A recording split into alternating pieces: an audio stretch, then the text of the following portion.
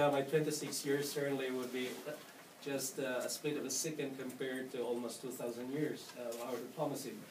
And but I believe having studied also in at least our diplomacy of the Holy See across centuries, it is not something new. In fact, in many instances, especially in the early part of the history of Christianity, that is before the Middle Ages and above all in the High Middle Ages, the role of the Church, the role of the Pope was pivotal in so many senses.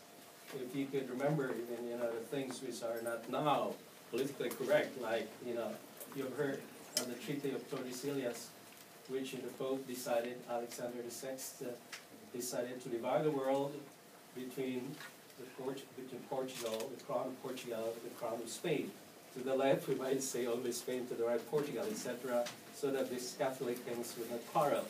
And they were chasing one and the other across the seas. This is very true because just a historical curiosity. When during the first circumnavigation, the only one ship of Magellan survived, and Magellan was killed in the Philippines in 1521. But they were able to circumnavigate the world with that ship passing through the Atlantic. They went to the east through the Pacific, as you know. And so they touched the waters which were assigned to Portugal. That is like Cabo Verde, that area there, down to Sao Tome and Principe towards the Cape of Good Hope. Going around, they were from the Indian Ocean going up to... And so the Portuguese ships were running after trying to capture the Spanish ship which was returning from the east back to Spain. This is an example. In the modern times, the popes, the Holy See, had been much more active in in making mediations. I would just like to mention the mediation of the Holy See for the Beagle Island, the question of the Beagle between Argentina and Chile, which is very recent, 1981. And then the fact is that these two countries asked the Pope to intervene. And that's why the mediation was made possible. And when I was working at the Secretary of State, we had received so many requests for mediation. Some of them are very difficult cases, and all of them practically have not been rendered public. So it is not new that the Holy See and the Pope specifically intervened or tried to favor or facilitate negotiations.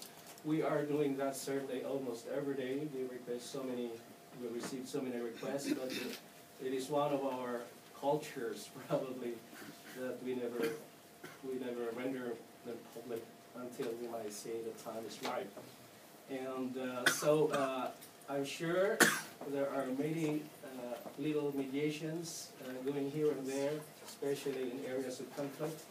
The Holy Father does not necessarily use only the formal diplomatic channels of the Holy See, and that is the Secretary of State.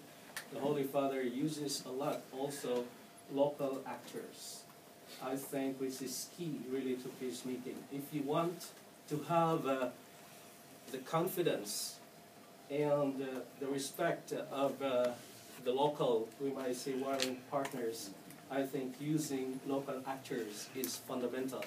I think if you read the new recommendations of the Peacekeeping Commission, which was tasked to study, re-examine the rules of the game in peacekeeping operations of the UN, there you will find that it's fundamental. The UN must learn how to use local actors and grassroots organizations if ever they will succeed, not only in preventing war, but above all, in building peace.